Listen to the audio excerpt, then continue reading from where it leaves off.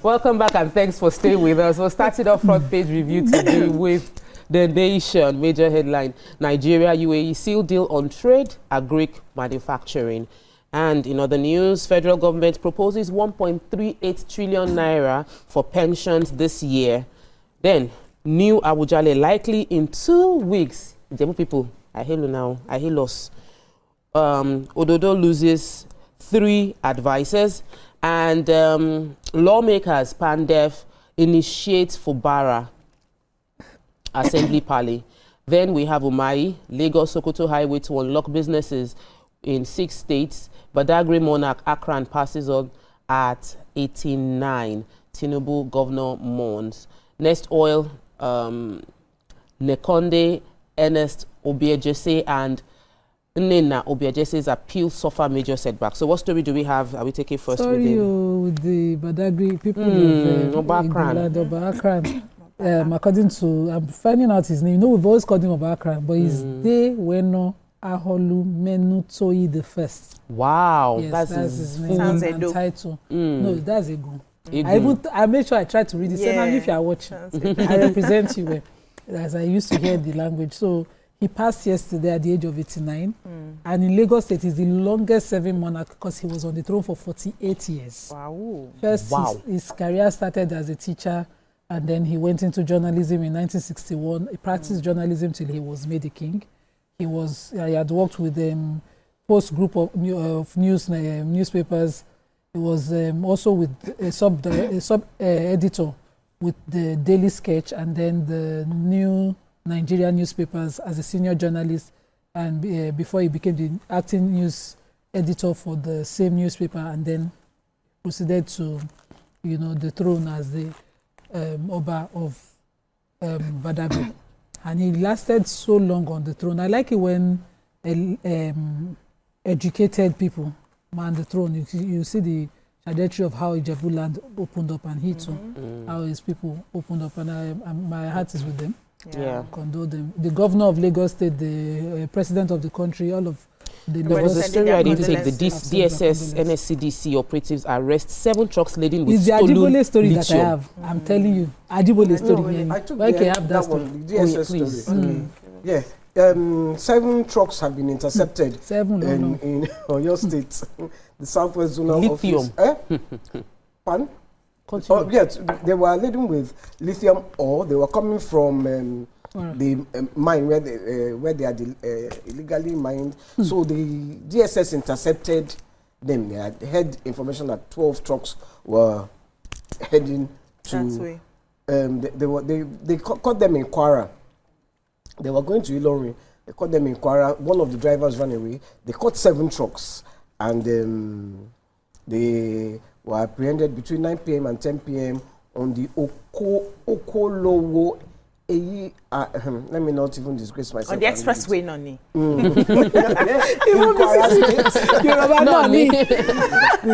During the operation, one of the drivers escaped, and the vehicle and his vehicle and the others were also taken into custody.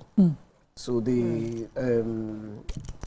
story is that the Solid Mineral Ministry is working. We have to invite him here. 7 long. I would love for us to have the minister, but this is illegal mining, and there's several of them, and we'd like to know how they are curbing it. Exactly, that's why we have to have the minister here, because this is just He's a friend of the family.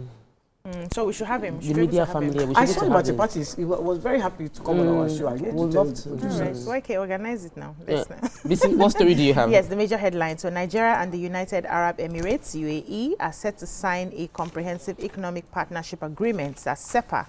It will be during a scheduled bilateral meeting between President Bola Ahmed Tinubu and the President of the UAE, Mohammed bin Zayed Al Nahyan. Now, the agreement is to be sealed on the sidelines of the ongoing Abu Dhabi Sustainability Week in the UAE capital. They will formalize ongoing economic engagements, boost investor confidence, and offer mutual protection for businesses operating in both countries. The UAE ranks among Nigeria's top 5 trading partners, and the agreement is expected to unlock major investments in key sectors with a pipeline projection of more than 10 billion They said in 2024, non-oil commodities trading between Nigeria and the UAE reached $4.3 billion US. Now, the Minister of Foreign Affairs, Yusuf Tuga, briefing journalists yesterday in Abu Dhabi, said the SEPA was a critical deliverable of President Tinubu's participation in the Sustainability Summit. He said that several UAE investors had been eager for the agreement to be concluded to guarantee the safety and predictability of their investments in Nigeria. They said that they're going to have the bilateral meeting with President Nahan, and one of the things discussed there is the comprehensive economic partnership expected, partnership agreement, which is expected to be signed during the bilateral meeting. And there's a lot of investment on their parts. They are investing in Nigeria. There are a lot of Nigerians who have investments in the UAE. And with this agreement, it just makes sure that everything is safe. There's adequate security to protect all of the investments in both countries. And it's going to be good for our economy as well. So the meeting is holding already. Let's see the good news that would come out of it. I have to take my, let's see how that plays out. I'll take my Jebu Ude story. I knew Awujale would be announced in 2 weeks' time. There was a... Congratulations in advance to all of us. The Olori of Fushegbowa ruling house is also the Otumba... Latif Owoyemi, Otumba Latif Owoyemi has given a press statement that 95 people have been said. They've gone through the process, filled the form, were interviewed. Now they've submitted these 95 names. 85 out of the 95 people that indicated interest, members of the ruling family. They submitted 85 names to the kingmakers. That the Afobajes, who are the kingmakers, will now be the ones to go through the process and find out who the oracle is choosing. When they make the oracle choice, it will be sent to the governor. The government will now ratify it and will be having, and they are praying that God will guide the Afobajes in the exercise to give Ijebu people, give us an Awujale that would make Ijebu Ude great. So I'll take a break. We are taking a break. When we come back, we'll continue with the breakfast. Stay with us. We'll be right back. Stay tuned. Your View will be right back. Welcome back and thanks for staying with us. So we're continuing the front page review with the Punch. Major headline: 2-year refining milestone. Fuel import spending crashes by 54% to $6.7 billion. And then 21,000 unregistered refugees in Nigeria, according to the UN agency. 2027, APC targets 9 million registered members. Opposition kicks. PDP, APC fight for control of Osun local government secretariats. Federal government votes 19 billion naira for VP's aircraft engine. Others. Impeachment storm. Fubara says no notice as 2 lawmakers pull out. And the picture story of Trump threatening airstrikes on Iran as protest death hits 600. Okay, what's happening with our season film we're watching? State that not let me get VP's engine. I'm just hearing it and shocker. How did I miss it? Don't worry, just take our season film we'll be watching. So this source that says it doesn't want to be disclosed, it says it's speaking with authority to the Punch, says that the notice that they said that they have done of the impeachment, governor did not receive it. That the governor is too busy running the state, working for the success of the state. That the governor that they are saying that they want to serve impeachment process on has returned to the country from his trip overseas on Sunday. He attended the Armed Forces Remembrance Day service, church service, and from there on he has not rested. He has a lot of projects to inspect, ongoing projects to inspect in the state. He's busy, himself and his deputy. None of them have seen their letter that the Speaker of the House of Assembly in Rivers State was assuring the public that he would ensure he gets to the governor. So, as it is now, we've not started counting the 7 days, except those ones now have a way to have substituted the service or guarantee us that the governor was served. But that's how the drama is played. Okay.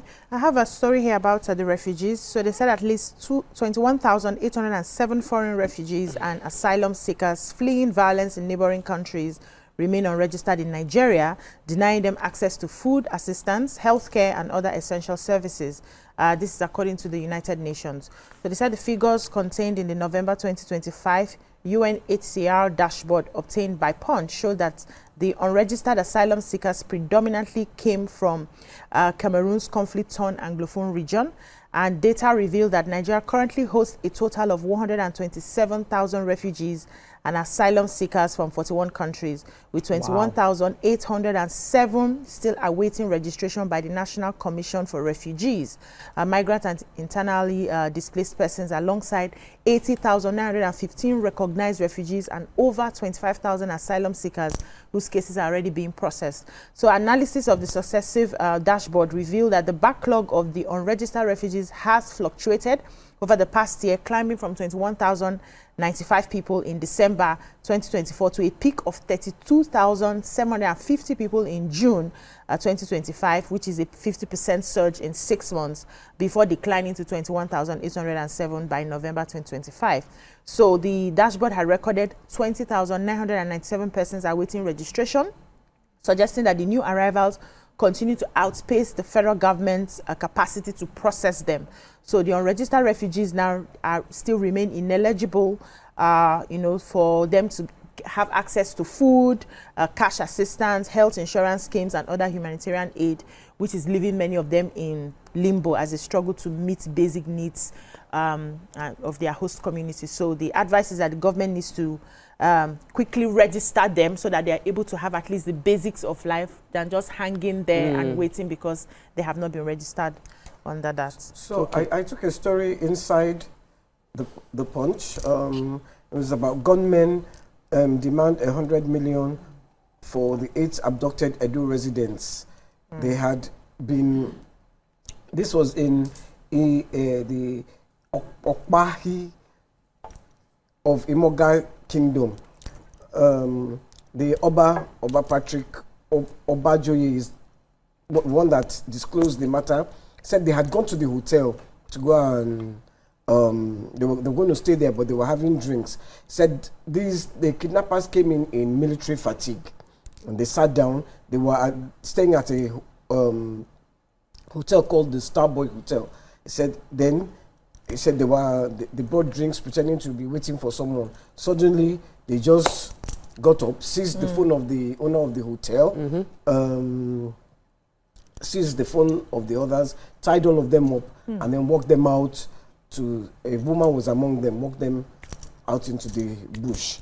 So they now called, they think it's an inside job because the way the kidnappers are sounding making on the calls. phone. Yeah. So they've reduced the money to 70 million. They said, they don't have 70 million. They say, the hotel, the owner of the hotel, they should go and sell the vehicles. So they have information. They have inside information. Yeah. Wow. You know, in the hotel. So, and I just want to link it, Edo State had remanded over 52 residents for, they said, they were protesting. They were saying they're armed robbers and terrorists or something. No, they were armed robbers and they were malicious damage. But they are saying they were protesting because of kidnapping. That's happening in the That's States. happening. Yeah. That one of them had been kidnapped and found dead later on.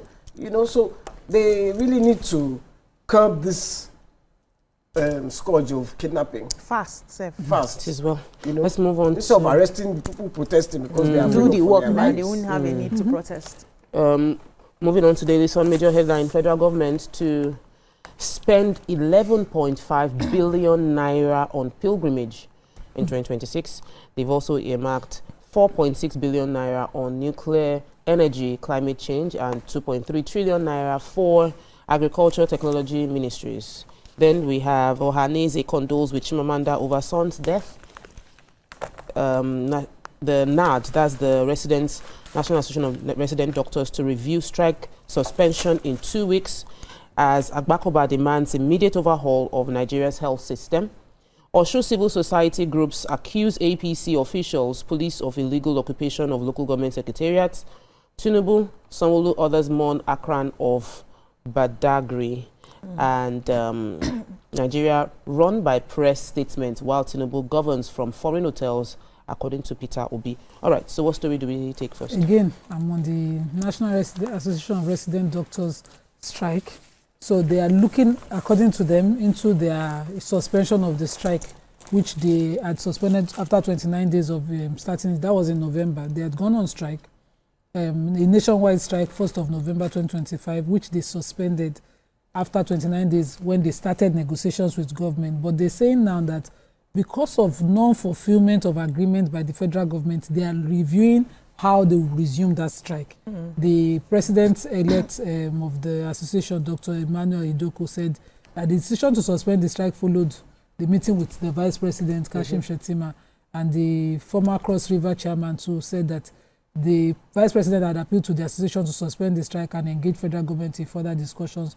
But now this strike is not called off yet. It is merely kept in abeyance, and that they will just pick up from where they left off because of failure of government to be serious about these negotiations. They are simply asking for about 19 points pact with that they have with federal government to be enforced, and that some other sub-bodies of the association have streamlined those 19 to smaller arrangement that they could reach, which federal government, while negotiating with them, signed an MOU to do that, those smaller pacts of the 19 pact engagement they had. So I don't know why this is hard. If you've been able to negotiate with people to reduce something, you can then pick up. I have a real estate matter before me that I was saying to my client yesterday that, well, it's not everything we go to court for. Sometimes once they engage with us, we can do a mediation between both of you and reduce it. I don't know why you would agree with somebody and you will not move on. Something as critical as, doctors and the services they render.